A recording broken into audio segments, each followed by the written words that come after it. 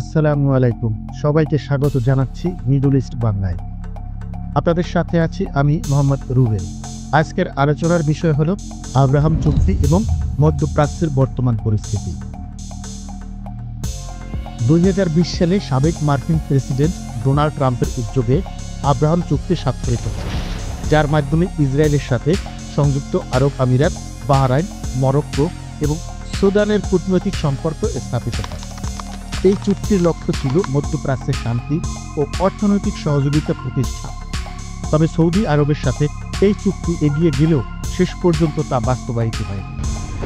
জো বাইডেনের ক্ষমতায় আসার পর এই উদ্যোগ কিছুটা স্থবির হয়ে পড়ে।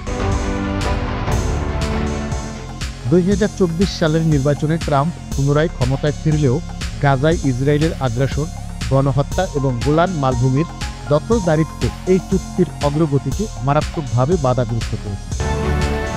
সৌদি আরব সহ এই অঞ্চলের অনেক দেশ এখন ইসরায়েলের সাথে সম্পর্ক স্বাভাবিক করতে দ্বিধাগ্রস্ত। ফলে আব্রাহাম চুক্তির ভবিষ্যৎ নিয়ে অনিশ্চয়তা বিরাজ করছে।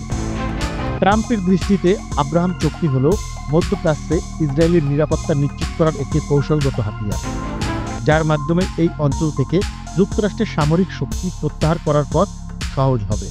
অন্যদিকে নেতানিয়াহু ও ইসরায়েলের কাছে আব্রাহাম চুক্তি সব ধরনের নীতি, নৈতিকতা ও জবাবদিহিতার ঊর্ধ্বে থেকে সামরিক আগ্রাসন, গণহত্যা ও অস্থিতিশীলতা সৃষ্টির নীতি অনুসরণের একটি হাতিয়ার। ইরান ও ইসরায়েলের মধ্যে সাম্প্রতিক 12 দিনের যুদ্ধ এবং হঠাৎ অস্ত্রবিরতি পরিস্থিতিকে আরও জটিল করেছে। ইরানের পারমাণবিক স্থাপনায় যুক্তরাষ্ট্র ও ইসরায়েলের হামলা সত্ত্বেও ইরানের পারমাণবিক কর্মসূচি সম্পূর্ণ ধ্বংস হয়নি বলে দাবি করেছেন ইসরায়েলের প্রধানমন্ত্রী বেঞ্জামিন নেতানিয়াহু।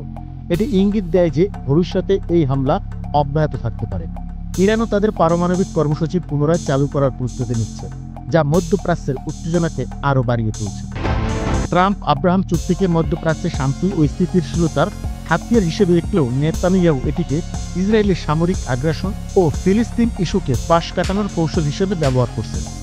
এই পরস্পর বিরোধী দৃষ্টিভঙ্গি চুক্তির সাফল্যকে প্রশ্নের মুখে ঠেলে দিয়েছে।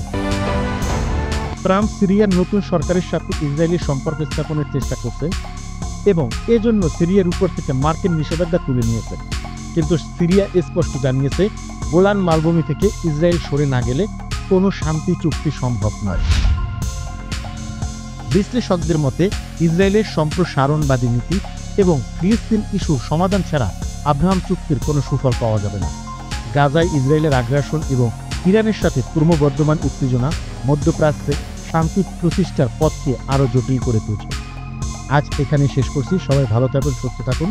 মিডল ইস্ট বাংলা চ্যানেলের সাথে থাকুন। ভিডিওটি ভালো লাগলে সাবস্ক্রাইব করুন এবং আমাদের ফেসবুক পেজে সংযুক্ত হন। আল্লাহ হাফেজ।